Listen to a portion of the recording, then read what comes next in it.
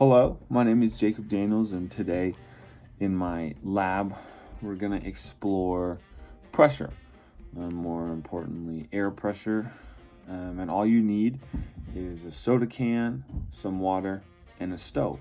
So let's get that going, we'll see how it goes. So we have our can here, and we're going to just fill it up with just a quarter of an inch of water, not very much, and then we're gonna pop it on the stove right there in order to heat the can, start building that pressure. Throw that stove on high, and we're gonna get that water boiling. And while we wait for the water to boil, you might want to grab a big pot, big bowl, whatever works. I threw some ice in there. It's always good to have that water nice and cold. So you fill it with ice, and you're just gonna throw it in the sink and fill that sucker up with water. So fill it up to, it doesn't really matter how full, but I filled it up about 3/4 full. And then we'll get back to the can. You can see the can starting to boil, steam starting to come out. So it's about ready to go. And we're going to put that in the water. Let's see what happens.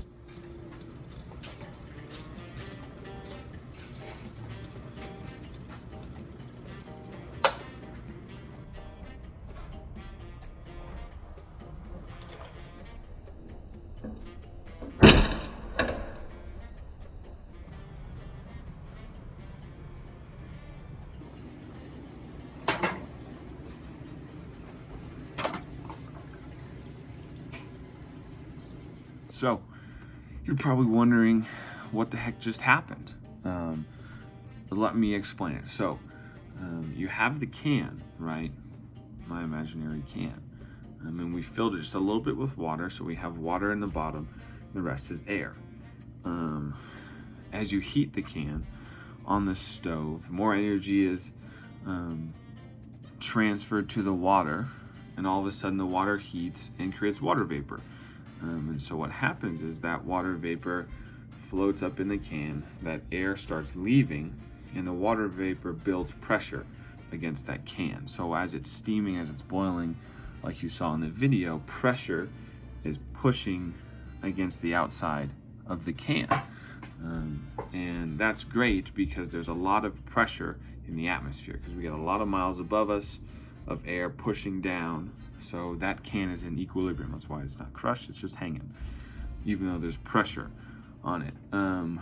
But as you grab the can and we put it in to the cold water, all that water vapor suddenly condenses into actual liquid water, which takes up significantly less space. So all of a sudden we have this vacuum inside the can where there's no air, there's no nothing, because that vapor has just condensed. And because there's this vacuum, this large amount of pressure outside, the can crushes. So that was my experiment. I hope you guys enjoyed it. It was a lot of fun. I was pretty fascinated with it. I never thought that would actually happen. But anyways, have loved the semester, and yeah, thank you very much. My name is Jacob Daniels. This was my experiment.